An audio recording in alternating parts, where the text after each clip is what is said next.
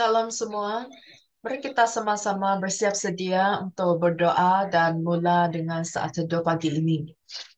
Allah Bapa, waktu ini kami mau terus merenungkan firman-Mu. Siapkanlah hati kami, telinga kami, dan mata kami untuk menikmati waktu bersama-Mu. Dalam nama Yesus Kristus. Amin.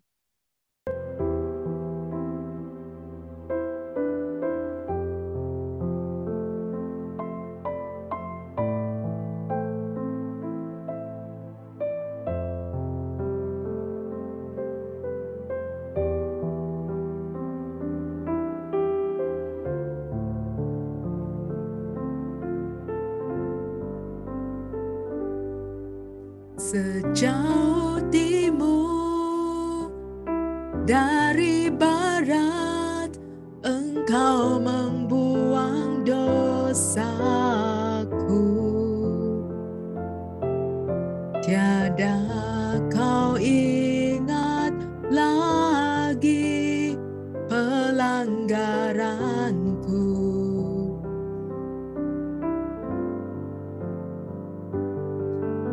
Jauh ke dalam tubir laut, kau melemparkan dosaku. Tiada kau perhitungkan kesalahanku. Betapa besar kasih pengampunanmu, Tuhan. Tak kau pandang hina hati yang hancur.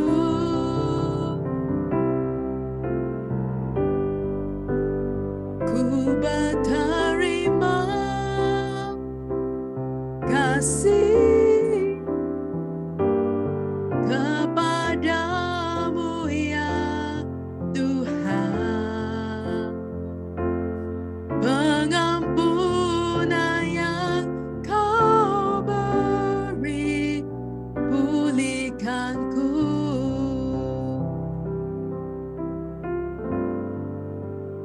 Betapa besar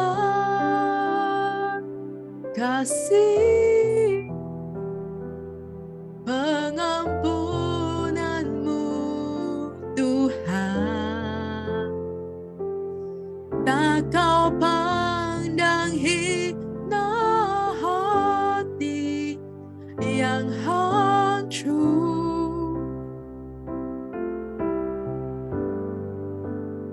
Ku berterima kasih kepadamu ya Tuhan. Pengampunan yang kau beri, pulihkanku.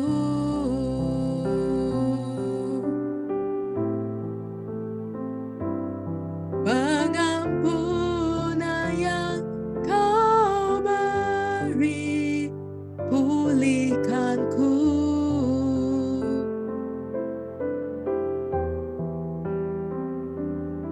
Pengampunan yang kau beri,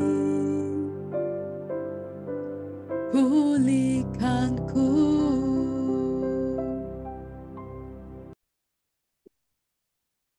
Pembacaan teks pada pagi ini dipetik daripada Injil Matius bab 2 ayat 4 hingga 6. Berbunyi demikian. Maka dikumpulkannya semua imam kepala dan ahli Taurat bangsa Yahudi. Lalu dimintanya keterangan dari mereka. Di mana Mesias akan dilahirkan? Mereka berkata kepadanya, di Bethlehem, di tanah Yudea. Kerana demikianlah ada tertulis dalam kitab Nabi. Dan engkau, Bethlehem, tanah Yehuda, engkau sekali-kali bukanlah yang terkecil di antara mereka yang memerintah Yehuda, kerana daripada mula akan bangkit seorang pemimpin yang akan menggembalakan umatku Israel. Demikianlah firman Tuhan. Saudara dan saudari, mari kita masuk ke dalam isi kandungan renungan pagi ini.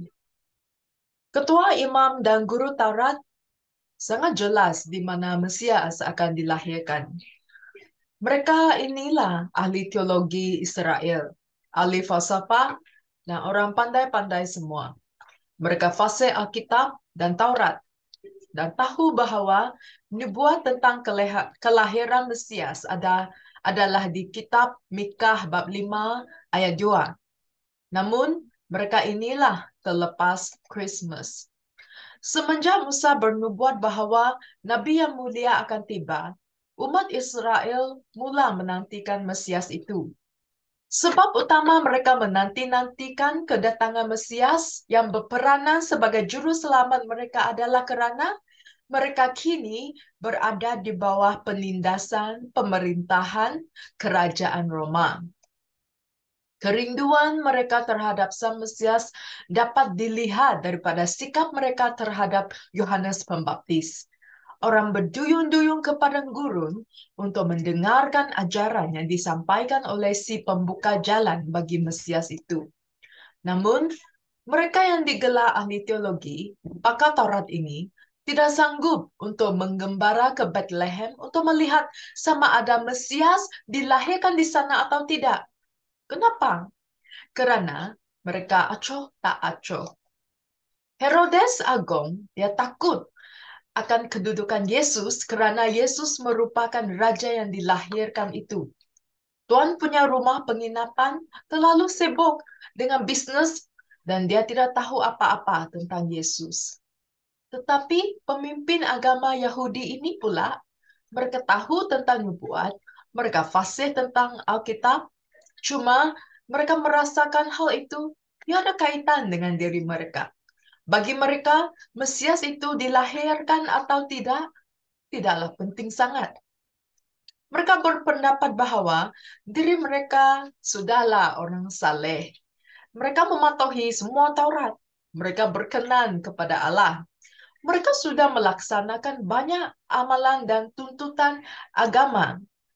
Pada hakikatnya, sifat ini berasaskan kesombongan mereka, yang akhirnya menyebabkan mereka tidak mengambil tahu tentang Mesias yang dilahirkan, yaitu Yesus. Mereka sungguh selesa dalam zon kehidupan mereka. Berdebat tentang teologi, bertungkus lumus, melakukan yang saleh, dan akhirnya mereka tiada masa untuk anak Allah. Bahkan mereka menentang Yesus secara terbuka semasa Yesus memulakan pelayanannya. Akhirnya, pemimpin agama Yahudi ini menghina Yesus sehingga berkomplot untuk membunuh Yesus. Mereka menolak Yesus, mereka tidak perlukan Yesus. Sikap acuh tak acuh dan menolak Yesus adalah dosa. Sedihnya, sikap inilah yang selalu dilihat pada orang ramai. Ada orang yang merasakan dirinya tidak memerlukan Yesus kerana hidupnya sudah cukup baik. Sikap ini sungguh bahaya. Yesus lahir di tengah kita. Dia datang untuk menyelamatkan mereka yang bermasalah dalam kehidupan.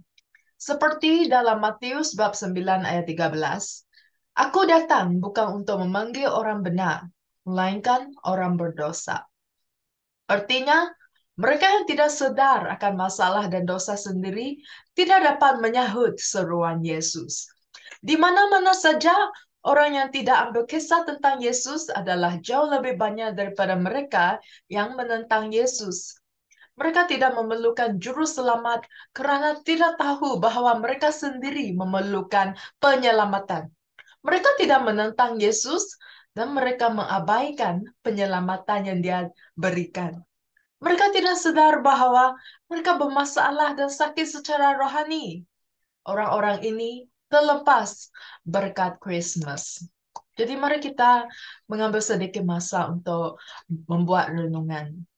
Kita selalu merasakan diri kita sudah tiada masalah. Sebab kita ini sudah baptis, Kita sudah dapat paspor ke surga, lalu kita hidup dengan selesa. Kita lupa bahwa semua orang perlukan penyelamatan Yesus.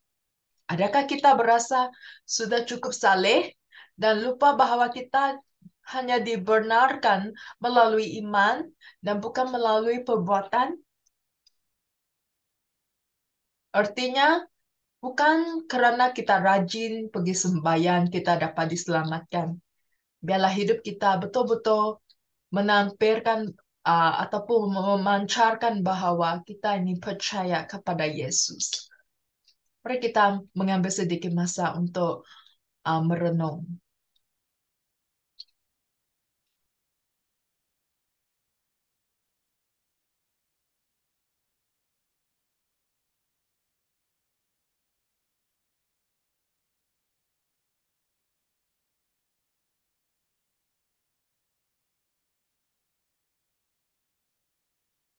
Dan kita mengadakan doa penutup bersama.